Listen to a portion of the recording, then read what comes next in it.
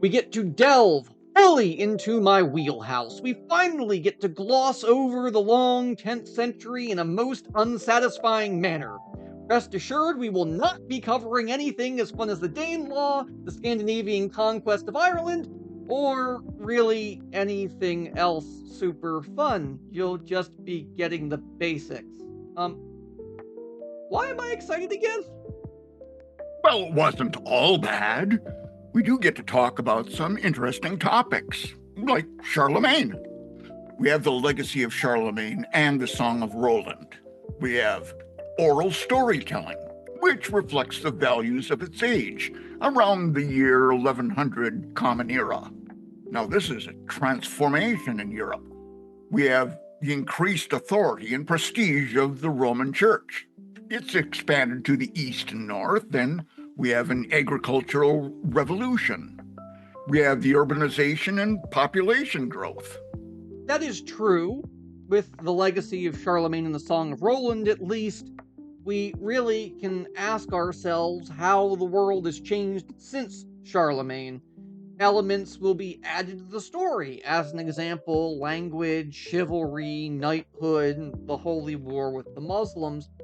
And by transforming Europe, we really see the domination of Spain and Constantinople, the Latin kingdom in Jerusalem, which of course dominates trade routes in the Mediterranean, and trade routes themselves throughout Central Asia and China. We also have the territorial monarchies as well as ducal stratification when we look to places like Germany. And your precious Scandinavian raiders did leave an impact. We have Europe as a concept. We have territories that were brought into the orbit of Western civilization. We have immigration, which increased diversity. And Europe was invented during this period through colonization. Now consider the aftermath of the Vikings. The Vikings had colonies: Iceland, Greenland, and Newfoundland. The Viking influence, we have the Norsemen who settled in the British Isles, Scandinavia, and the Low Countries. We have Norsemen in Normandy. And these territories are largely brought into quote unquote Western civilization. They do bring trade and imperial conquest. We have the Jewish diaspora, the spread of Christianity and Islam. We have the process of immigration itself increasing diversity throughout Asia and also the diversity brought with the Vikings. Europe really being invented during this period comes really from Europeans becoming agents of imperialism. The Viking colonies or Scandinavian colonies themselves come from Icelandic political institutions, the Aethling, the sagas, and while the sagas themselves would be formalized much later than the 10th century, they are a primary insight into Scandinavian perspectives on their own activities within the long 10th century and, of course, before. Otherwise, though, we can only rely on the unflattering perspectives of their enemies, which does make reconstructing Scandinavian history difficult. Now, the Rus were a direct result of Viking invasion and their intermingling with the Slavic peoples. Now, the Rus themselves were from Sweden, and they moved to the steppes. They were traders from the Baltic region. They conquered the fortress of Kiev by 1000 in the Common Era. The Rus at the heart of economic and political activity in the medieval world. Now, there's a crystallization of the Slavic kingdoms to the south. Croatia embraced Latin Christianity. Serbia fell into the orbit of Byzantium and Greek Orthodoxy, and the Magyars arrived in Hungary. Yes, but we won't be getting into the Normanist or the anti Normanist debates here. After conquering the fortress of Kiev in 1000, they would have access to the Black Sea, trade with Constantinople and Baghdad. They would trade with Arabic, Persian, and Turkic peoples who, of course, have access to China. The Magyars, as they arrive in Hungary, would serve as mercenaries for Western Europe, and the Byzantine emperors. They would take control of the Danube basin and later adopt Latin Christianity. And we do at least get to discuss the new Scandinavian kingdoms and the empire of Cnut the Great. Now, there are three strong kingdoms that emerged by 1000, built on the legacy of Viking forebears. The kings dominated the seas and riverways through adoption and intermarriage. Consider the Viking Age. Strategic decisions to convert to Christianity and the political conventions of the continent. They glorified in their own distinctive culture and economic achievements. All right, consider me mollified, and I will check my overwhelming ennui. The three strong kingdoms that emerge, of course, are Norway, Sweden, and Denmark, with the king's fierceness in battle being equaled only by their generosity afterward. Remember, it is the giving of gifts that begets loyalty. And thus, when we think of the Viking Age, quote unquote, you must consider it as a deliberate manipulation of heritage. And you'll see that again here soon. Now on to King Cnut. He ruled over Norway, much of Sweden, England, and Denmark. His empire came apart upon his death. Where have we seen this before? And, of course, set the stage for the Norman conquest of England. Controlling interests in Ireland and portions of the Low Countries, his diplomatic family ties would stretch as far as Flanders, Normandy, Poland, and Germany. Here we have the Lingsberg runestone. This is one of two commemorative runestones erected at Lingsberg, Sweden, at the beginning of the 11th century. The runic inscription records that a woman named Homfridir had it placed there in memory of her husband Halfdan, whose father had been a Viking raider in England. Runic alphabets were in use among Germanic speaking peoples of the North prior to the adoption of the Latin alphabet.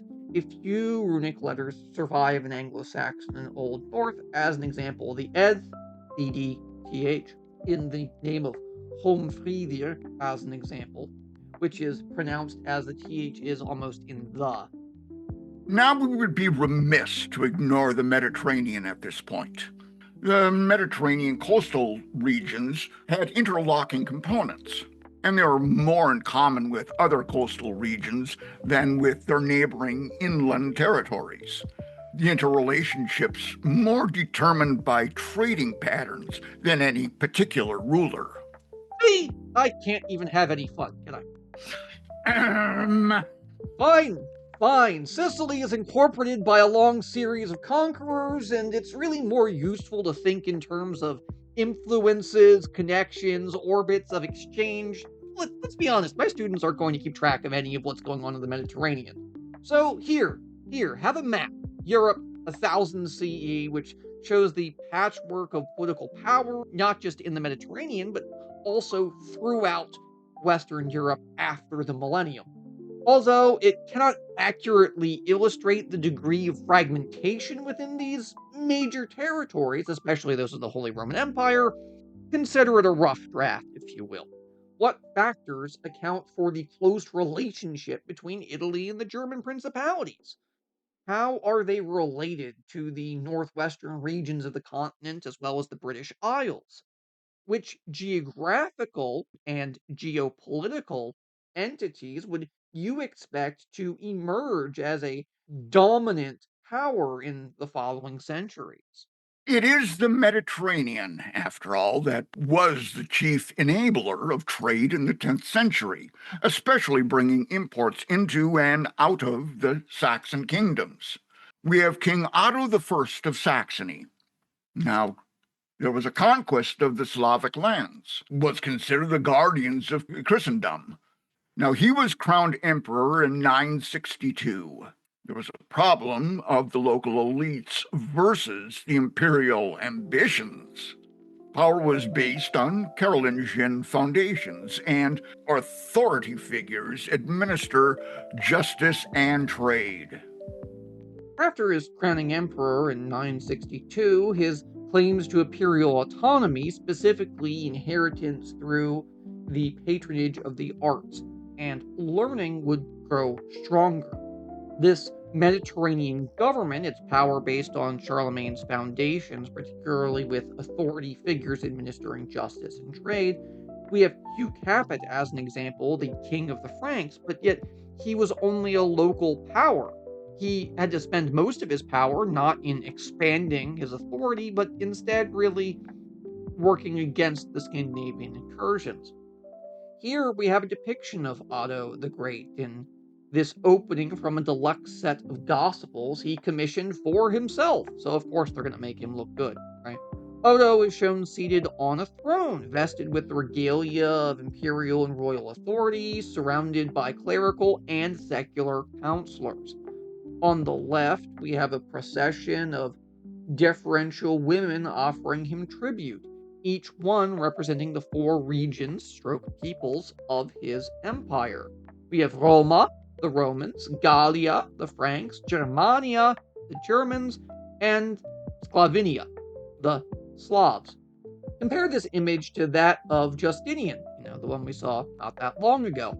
In what ways is Otto making use of very similar iconography? What claims to power is he thereby making? But like everything medieval, it seems, the kingdom of the Franks was not doomed to last. We have its collapse. There was the survival of some institutions, and there suddenly became autonomous principalities. Hugh Capet, the king of the Franks, however, technological advances will stick around. As an example, the heavy-wheeled plow, horse collars, and harnesses. Now, there were labor-saving devices, iron for hoes, forks, shovels, and scythes. We have wheelbarrows and the harrow, and we have the mills. Indeed, the heavy wheel plow would turn northern European soil much better. The improved collars and iron horseshoes in tandem with harnessing would enable the pulling of these heavy plows, predominantly by oxen.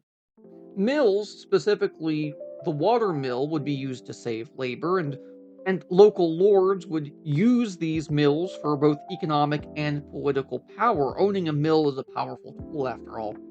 And it would be put to a variety of purpose. As an example, the only source of mechanical power for manufacturing would be water mills up through the 19th century.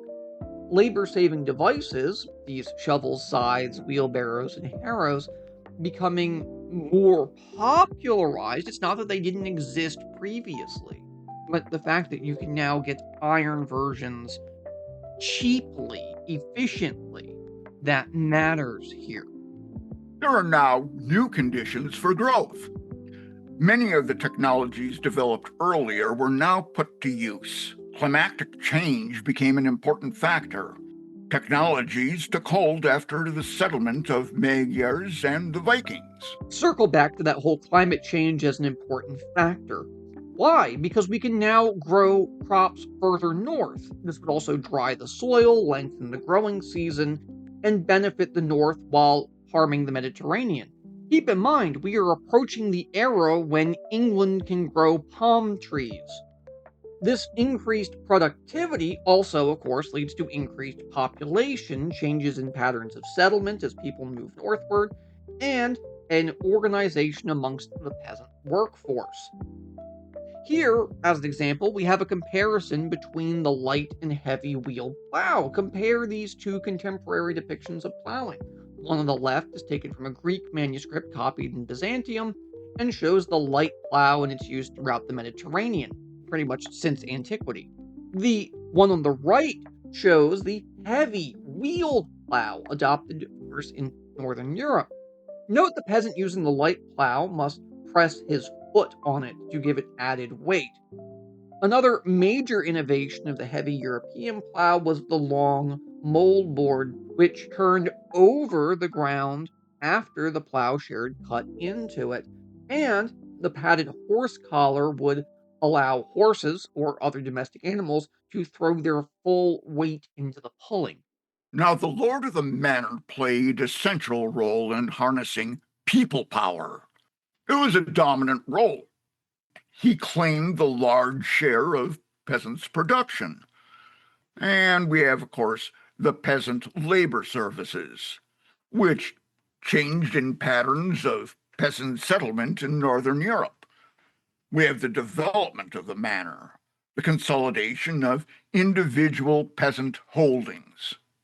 The consolidation of these holdings leads to the establishment of communal ovens, churches, blacksmiths, mills, what you think of as the basis for towns. Peasant labor services equate to free peasants becoming serfs. Serfs will inherit their servile status. They are tied to the land and lack geographical mobility, even though they weren't necessarily considered slaves. With the adoption of the three-field system of crop rotation, we find it was adaptable to the fertile lands of Northern Europe and produced higher yields and was insurance against disaster. There were new types of food for humans and animals. It supplemented the diet with protein, and there was additional food for animals, which made them healthier. It helped spread labor more evenly all across the course of a year. The historian Andrew Watson will call this the Arab agricultural revolution. Arab, i.e., Muslim rulers from much of Al Andalus. Really, they come in beginning in the 8th century, but this is going to last well into the 15th century.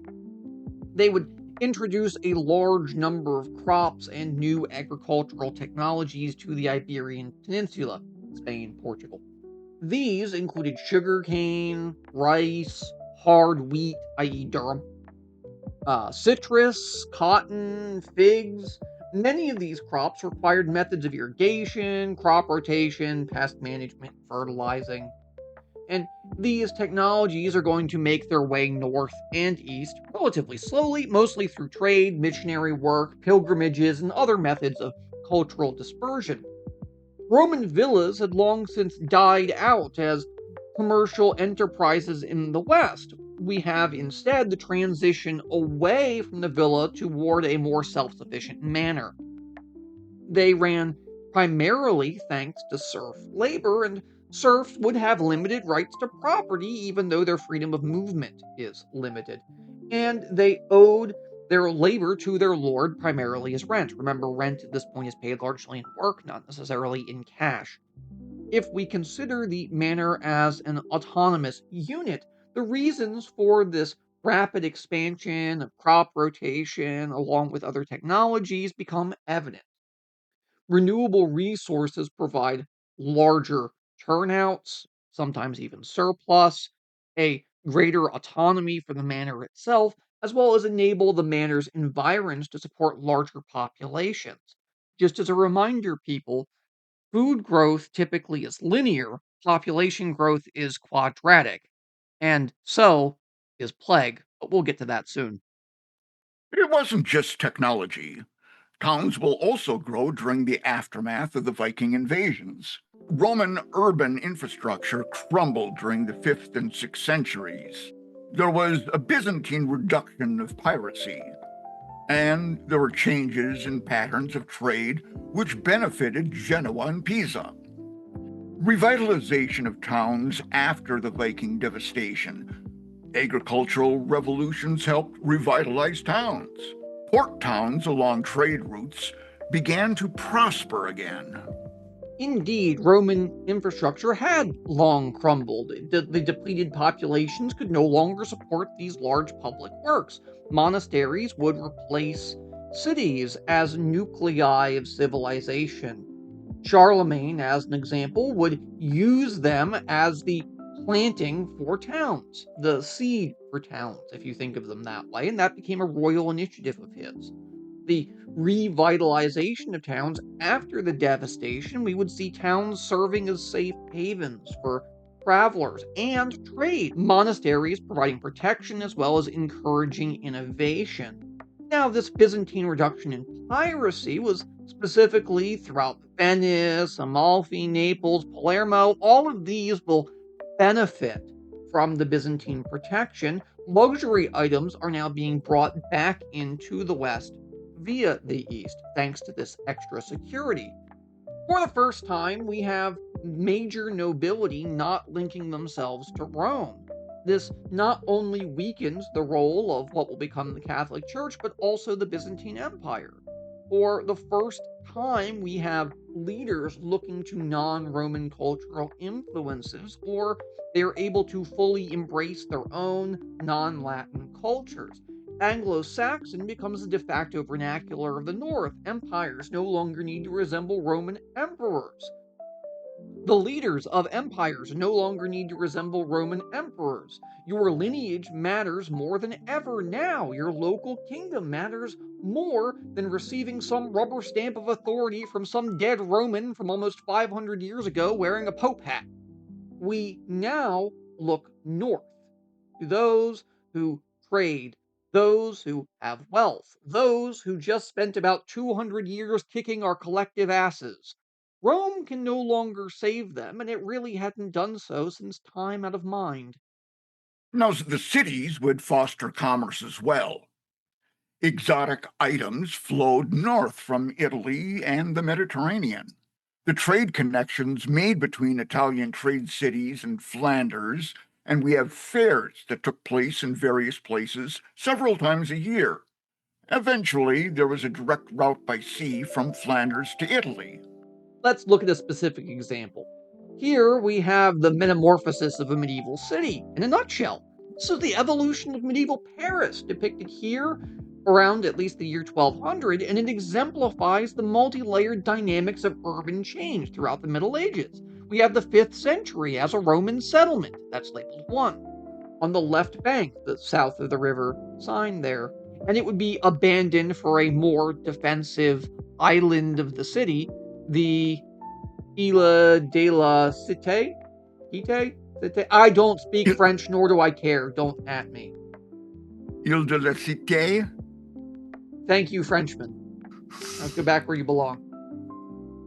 Which had helped to protect residents from attack until it was occupied by the Vikings in the 9th century. Vikings. While some of the city's monasteries, labeled 3, would have been protected by wooden stockades, the first walled precinct would actually be built in the 11th century to protect the mercantile neighborhood, number 4, on the right bank, north of the river. At the end of the 12th century, during the reign of King Philip Augustus, the entire fast-growing city would be fortified with new walls, number 5. This is in response to the renewed prosperity of the 11th and 12th centuries, which made Paris a very fitting royal capital, specifically with its now new royal palace, number 6, as well as the Cathedral of Notre Dame, most famous because it nearly burned down at the moment, number 7. At least you may have heard about it there, which of course dominates the Isle. Eventually, the suburban areas visible here would also be incorporated into the expanding city and encircled by an even larger outer wall. But note the scale of the map. What can you conclude from the scale about the density of settlement in a medieval city? Now, while town air makes you free, there would be some problems. Think of the problems of urban living: poor sanitary conditions, disease, fire. But then we have the benefits of urban living. The citizens of a town were not subject to arbitrary jurisdiction of a local lord.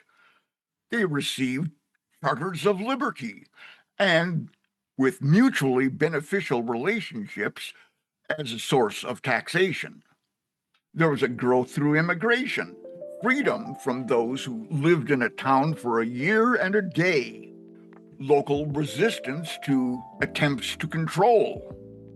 Stadtluftmacht frei indeed, a serf who successfully fled their lord's oppressive rule and successfully hid within a city for a year and a day would indeed be made free. This regulation of customary law would officially be abolished by the Holy Roman Empire in 1231, but I digress. That's all we have time for today. Next time, we will delve further into what forces drove many of the changes we've covered.